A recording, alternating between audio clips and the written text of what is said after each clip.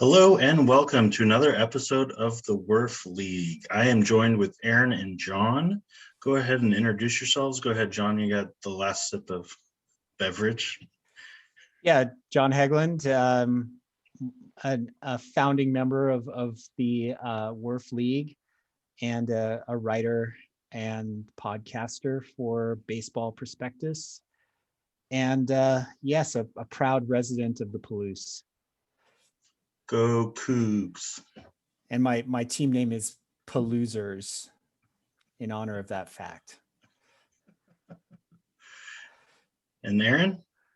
Yeah, Aaron Parker from Seattle, Twitter handle at Vitamin Empire, same as my team name, and no formal fantasy analysis chops on my part, but proud to be an inaugural member of the WERF League. So excited to be here. All right. Well, thank you for joining me. I am JT on Twitter at JT_the Ginger, and commissioner, I guess, of the WERF League. Still seems a little surreal. Lots of fun and excited for the baseball season to start. But we've already had a second trade in the WERF League between these two managers. And if I will pull up and share that trade. And in essence, I'll put it on me first, is that this originally should have been a 2-for-1 is what I'm told, but I still need to update some settings regarding that. So you guys made it a 2-for-2. And last time we talked about a trade with Mikey and Aaron, it was during draft in real time. And this one is still before the season started. Spring training still going. So I just wanted to get your thoughts and kind of just background and general philosophies, how you approach trades.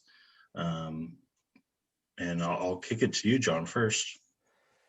Yeah, so when I got out of the draft, I actually thought that now let me just preface this by saying that this was not the most sober draft that I have ever done. So there might have been some reckless decisions, but I noticed that, or I thought at least that I was a little weak on pitching. But then I realized that I actually had plenty of starting pitching, but where I was a little short was in the outfield. I didn't have any reserve outfielders, and I didn't like a couple of the outfielders that I had, including Scott Kingery, who's I think he was one of my last picks, and he's not great in an OBP format. Lorenzo Cain has already been hurt, as is his want. And so I wanted to find an outfielder, and I realized I had actually a lot of bulk in the starting pitching area. And this was also just after Jake Odorizzi had signed with the Astros, and I had drafted him kind of figuring he would end up somewhere. So it made my starting pitching a little more robust than I initially thought. So I threw it out on the league chat. I said, if anyone wants to throw me an outfielder for some starting pitching, let's talk. And Aaron was the first to reply, I think within minutes. And you replied too, JT, but your heart didn't really seem in it. So I was asking generic. for players. I was asking for players that you didn't want to move. Yeah. I just now learned who my competition was that I beat out. This is a much more tense kind of three-way pod than I realized going in. You know, I feel like the WERF League is all about honesty, right? This is what we have to be full disclosure here. Radical honesty, even. Of course. Yeah. So, Aaron and I went back and forth. It was actually a very smooth process. And we ended up basically with me throwing him JT Brubaker and Zach Davies, as you can see. And then I was getting Nick Solak back. And I assumed that Forrest Whitley was going to be his drop because he was diagnosed with some UCL injury. So he was going to go under the knife, and the system wouldn't let us do that. So I accepted Whitley, and I have yet to. I actually tried to get Gregory Polanco on the wire last weekend, but Oh, me Dave, too. I also did not succeed. I don't know how much Dave bid for him, but he beat us both apparently. So that's the big outline, and I'm happy to turn it over to Aaron to get his perspective. Sure. Yeah, I had some curiosity what trading would look like in an analyst league. Um, I'd heard that at times people would be splashy and go big, but at other times people might be reticent to make moves because you're more likely to sort of get publicly shamed for the trade you did make that didn't go well than like the quiet, efficient success where both teams get a little bit better and no one really notices. But I was happy that I broke the ice during the draft with Mikey, proving that trades could happen. And yeah, when John put it out there to the league, my instinct is just get involved early in any trade talks. Make sure you don't miss an opportunity where there could actually be a win-win there on the table. And I thought our back and forth was really matched that tone of radical honesty that we're talking about pretty well. John was really, I pitched an initial idea, I think, involving Sam Hilliard. John was brutally honest about his expectations for Sam Hilliard's OBP, which I did not argue about, and identified Nick Solak as a kind of a worthy target. And one nice thing that helped us come together is that I had Nick Solak tucked away in my second base or middle infield, whereas John was viewing him as an additional outfielder. And I did have depth. I felt like I could slide Cesar Hernandez and his nice OBP and hopefully leadoff slot up a notch. And then they're not sexy, but Luis Urias and Luis Arias both on my roster, and recently added Josh Rojas. So I have a plethora of plugins at the very least to kind of backfill what I gave up there. And I think, John, I made you kind of two parallel offers saying that I could do kind of a 2-for-1 or a 2-for-2, depending on which pitching I was getting back. Right. And you seemed pretty comfortable right off the bat with one of those offers. Yeah, and I seriously considered both. And I think the other one you were going to offer Solak along with Emilio Pagan. And then the pitchers would be, was it going to be Odorizzi Davies and Odorizzi, right? Yeah. And that I think is also a completely fair offer, and possibly one that I should have considered a little more closely, because the news is now looking a little more favorable for Pagan to get some saves in San Diego. But I don't know. I at that point I was kind of wanted to hold on to Odorizzi just because signing with Houston I think is pretty good for his value. They do well with pitchers there. I think he's going to get all the innings he can handle with Dusty Baker. So I kind of played it a little close to the vest, and we just went for the 2-for-1. And I should say that, like, for me, this was really about value and kind of getting some playing time, because I'm pretty agnostic on Nick Solak. I think he's good. I think he's going to accumulate with a decent on base.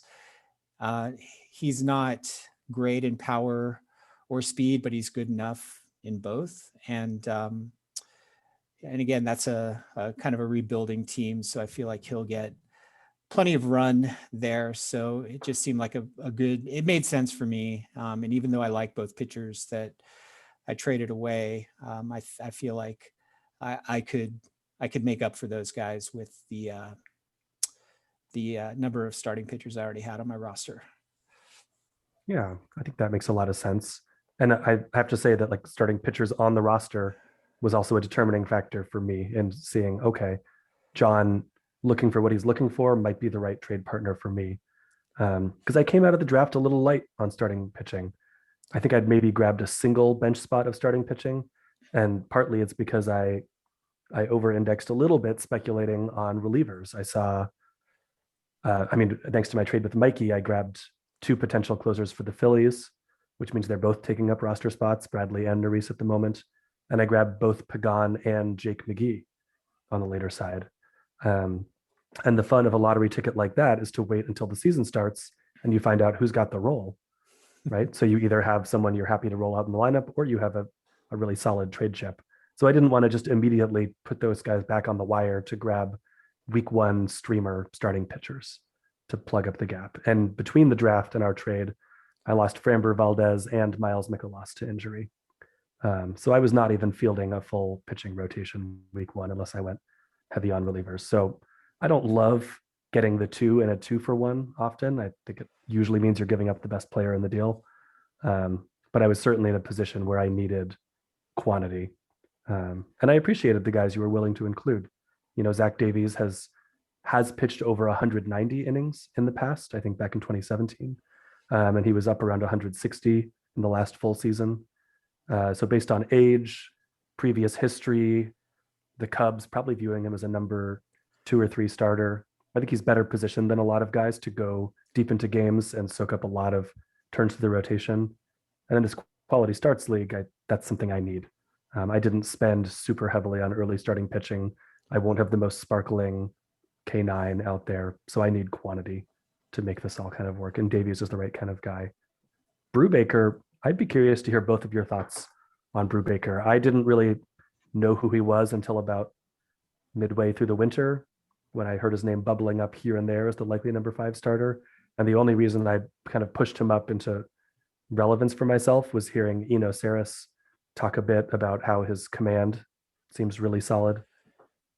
So I'm open to any thoughts about whether this guy is likely to stick for my roster. Well, look, I'll be perfectly honest with you that Eno was really my source on Brubaker as well. He wasn't real. I knew he existed. I knew he was toward the back end of Pittsburgh's rotation plans, but as far as his profile and his likelihood of sticking as a rotation fixture, that really wasn't on my radar until I heard talk about him on the Rates and Barrels podcast, and that piqued my interest. And that was again like sort of the end game. And I'm just looking for starters who have some upside, and I think he does. And I'd say on Davies, he, because of the quality starts, which you mentioned, and because I think innings are just going to be such a valuable commodity this year. I think getting starters that have a chance of going like 160 to 180, which I absolutely think Davies does, because I think he's pretty rubber armed. He doesn't, he's not out there throwing heat. It's mostly like fastball in quotes, and change. And I think he could be among the innings leaders, and he'll give you good ratios, even if he doesn't light up the board in terms of strikeouts. The ironic and scary thing for me now is that I've lost Carlos Carrasco for possibly a couple of months, because he was diagnosed with a hamstring tear today. So now I'm the one that's suddenly kind of thin on the starting pitching. But I'm open to dealing you this guy you might have heard of, JT Brubaker, in exchange for someone around a Nick Solak level. That would be fabulous if we just ping-ponged these two back and forth. But JT, if you want to deal me a starting pitcher, I don't know. I only have a dozen of them, literally. But I think a few of them are going to stay in the minors until a magical date in hopefully April occurs. did you get like Logan Gilbert? Are you I think I'm Hauk, a Pearson, and the Phillies. Spencer Howard. I think those are my 3 on my team, if I remember correctly. Ironically, I usually don't draft too many Mariners, and sometimes that's out of superstition. Sometimes that's because of like the 2010 and 2012 teams that come to mind. But as a fellow JT, I stamp of approval on JT Brubaker. Also, Rates and Barrels listen with the command and control.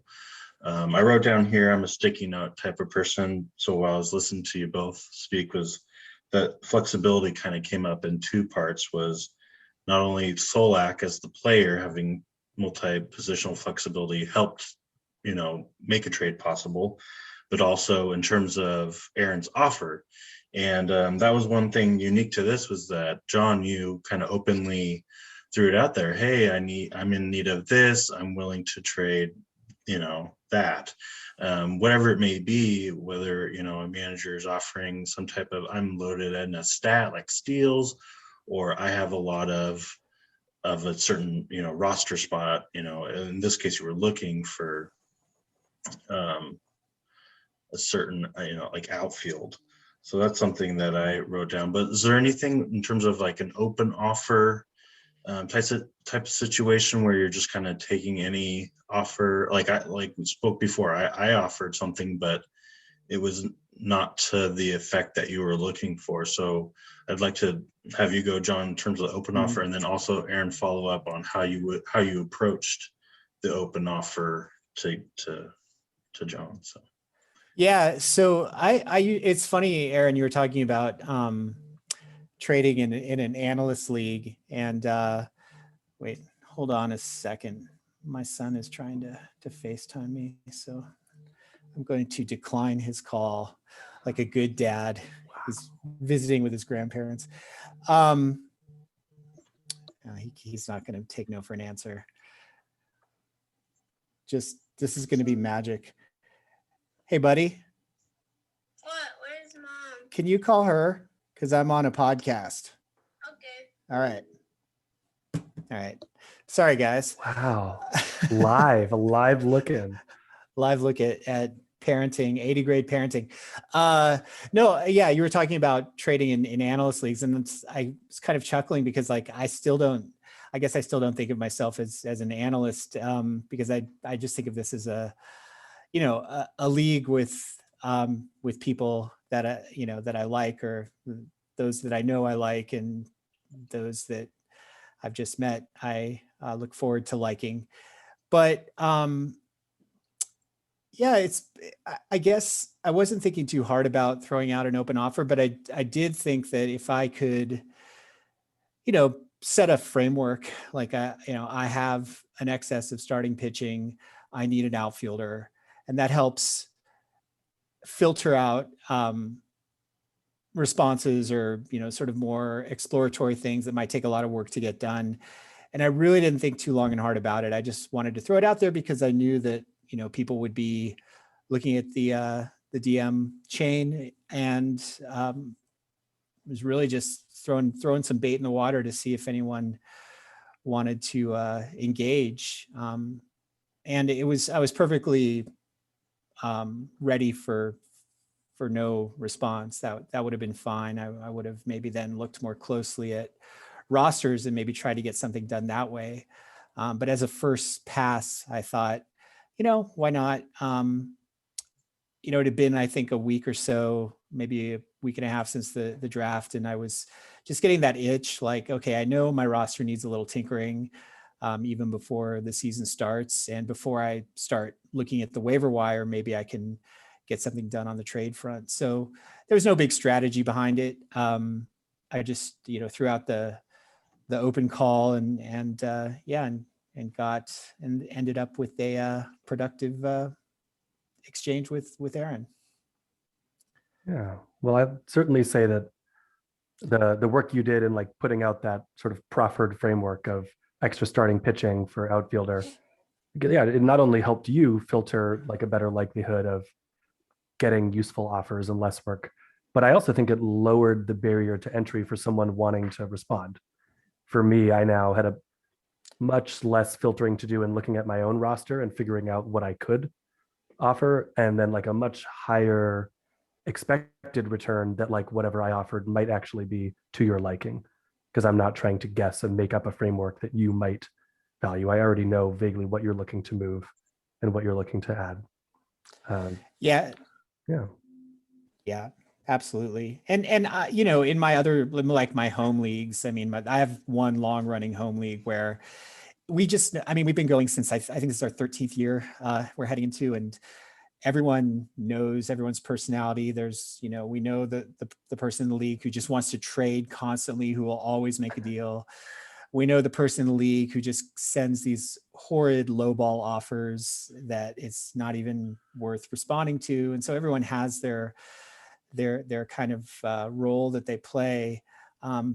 But this is nice. I think to just be kind of upfront with what I would like to get, and to be willing to make a fair exchange. And I have no interest in trading in sort of getting the best on my trade partner. I have no interest in really winning the trade as a kind of adversarial thing. Like, if I can help your team, that's great. But, ideally we both can improve our rosters, through the transaction. And that's really all I'm after. Yeah, I really appreciate that. And I think that worked well, JT, in response to your question of how I tried to formulate offers, because, John had thrown out something general, starting pitcher for outfielder. I would say I approached it in what's a fairly characteristic fashion for me, where I was at, okay, within that character, within these criteria, starting pitcher and outfielder, I want to name one player on each team and say something to the effect of, do you think there's something here? Could we build a deal around these two? And now we've gone from positions to players, and we can still haggle up and down on extra parts or swapping out a player for a better or worse example of the same position. But even though my bid to move Sam Hilliard itself did not succeed, I think it got us started in naming specific players in a way that opened things up a little more. And then when we came back around after he'd named Solak as being of interest, I think I did shoot over 2 offers simultaneously. Mm-hmm. And when I feel like the rosters match up well enough to do that, I'm really quite pleased to do it, because you're giving people a choice between like different price points. Like, oh, you want to get into this kind of asset. Here's the like fancier way to do it. You give me more things that I want, you get a little extra back. Here's the sort of cheap and simple way to do it, where like you get something lower grade and it's just a simple, open and shut deal. And I don't know, I'm a clinical psychologist. I'm not like a specialist in like behavioral economics, but in my mind, that sort of does something to move someone a little bit away from like an immediate yes or no mindset of, this deal is obviously good enough value to get it done, or it's not, into like, oh, there's these 2 things I'm looking at. Which one do I like better? What do I like better about it? And it feels like it's more likely to spark some interest, gain some traction down one path or the other to keeping a deal alive. I think it's interesting that you're a clinical psychologist. I think you have that in your Twitter bio. So I think I knew that, but there is a psychology that I think was at work in this trade and in all, well, it's something that either does or doesn't happen in a trade negotiation. I always feel like there's kind of a barrier you cross where your mindset, or at least my mindset, is we're going to get something done. Mm-hmm. Like it goes from, we're kind of adversarial and we're kind of feeling each other out. And when we've identified enough common ground, and tone has everything to do with it too. I think like there's always, these cues about someone's attitude and someone's willingness to work with you. And I think, the sort of the tone and manner of the communication, along with like coming together on a framework. For me, that's like, okay, we'll figure this out, we'll come to some agreement. And I think once, really, I thought we would get something done. I was waiting to see if JT would come back with anything, that would work. And JT, it's not like you were throwing out stuff that wasn't good. I just don't think our rosters were as well matched, so. Agreed. And I would say like, there's more than one way to cut a deal. And sure, in the past, in a lot of my league, I vividly remember one of my home leagues, I made 18 trades in a season as a head-to-head league. And I saw a path for me to get to the playoffs, and I was like, I need to do a ginger fire sale in May, get all these, draft picks, and we have draft picks and keepers in that league, and then totally come back. But every single person that you talk to, they go about it differently. It's a different process. And in terms of what's fair is, in the eye of the manager, beauty is in the eye of the beholder. So it's a lot of how do you value player X, Y, and Z? Because me personally, I might value them totally differently, as you know, in terms of how they rank them on their team and everything. So I always find it fascinating when we're talking trades and just to really just kind of get that background on like how it went down essentially.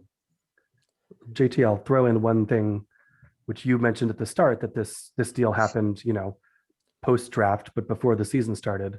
And I actually do think that like greased it a little bit, made it a little smoother, in that when it comes to valuation, we still have this like literal valuation document, the draft board, to look back at, in which we all collectively assign values to players. Right. And yes, there is new information after the draft, some of which prompted John to want to add outfielders, me to want to add starting pitchers. And yes, I think I could probably really hurt my team by overly looking backwards at the draft and pretending it still has real fixed value for my players going forward.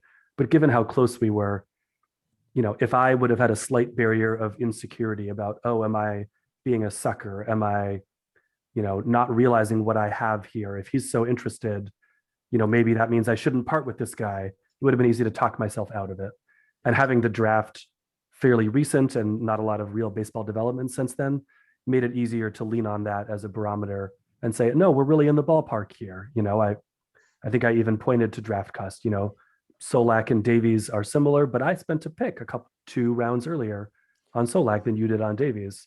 That makes me want that quantity back in the deal. That makes me want that JT Brubaker, throw in to help even it out, because we still have this reference point of our collectively determined value, in the recent past. Yeah, that's a really good point. And the other thing I would say is maybe the one thing that I've become more comfortable with over time is that when trading, it's really, really important to not sort of adopt the perspective of this, this big gaze of the league, right? Like, what are they going to think of me?